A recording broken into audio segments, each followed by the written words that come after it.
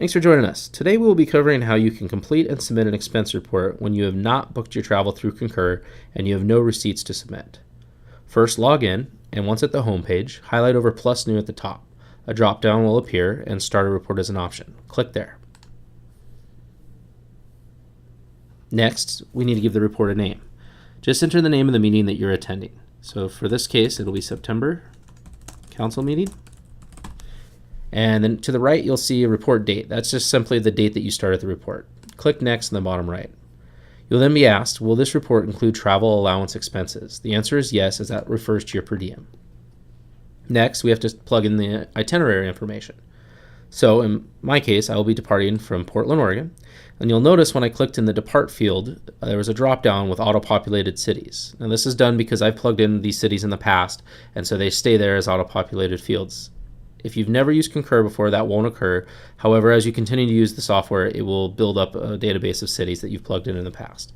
So I will be departing from Portland, Oregon on September the 9th, and the time is 11:30 a.m.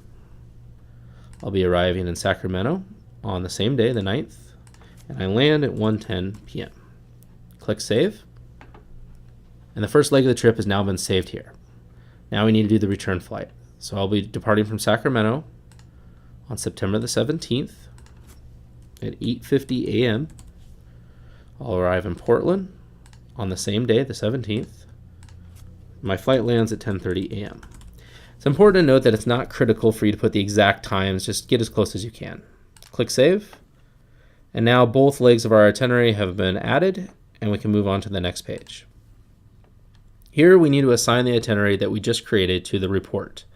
So you'll notice that Edit and Unassign are grayed out. You'll also notice if you just highlight over the itinerary that we just created, it turns blue. So go ahead and highlight over and click the itinerary. By doing so, you've now assigned it to the report. And these two Edit and Unassign icons now glow blue. That's all you need to do, and click Next in the bottom right. This page kind of indicates all the details for the per diem. So you'll notice here is all the dates that you'll be attending the meeting, and over to the right is a auto-populated GSA per diem for Sacramento.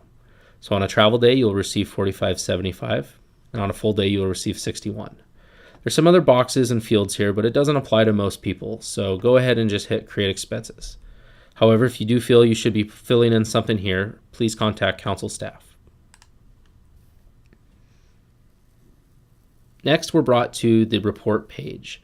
Now this has got all the details that we got to look through to make sure it's been filled out properly before we can go ahead and submit it. And you'll notice that there's some red exclamation points.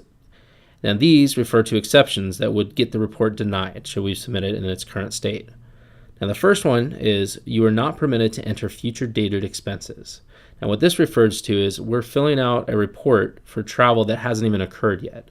So we can ignore that because when I return from the September council meeting on the 17th of September, on the 18th, once the travel is finished, that will automatically disappear. So that's why we can ignore it. And the next one here is missing required field, which is business purpose. So it's asking me, why are we reimbursing you this per diem amount for this trip? Well, if we click on the day, you'll notice that business purpose is blank and there's a red icon there. That's the exclamation point. So you can type in there and then hit save. However, then you have to go through and do it for every day, and it's kind of annoying. The quicker way is to click this box here, which will select every day of the trip. And you'll notice that edit one or more fields for the selected expenses is an option. Click there and then check the box next to business purpose and just type in council meeting. Hit save, and it now applies council meeting to the business purpose for every day of the trip, which will remove the exclamation point. As you can see up here, the only ones left are the future dated expenses for every day of the trip. And you can scroll down to verify that. And yep, it looks like we're good, other than the future dated expense, which once again, after the travel has been completed, will go away on its own. And at that point, we can hit Submit Report, and you'll be asked to verify the report. Once you've looked through it one last time, it'll then be submitted off to council staff for review and approval, and you'll get your reimbursement. Should you have any questions, feel free to call council office, and we'll be more than happy to help you. Hope this helped. Thanks for watching.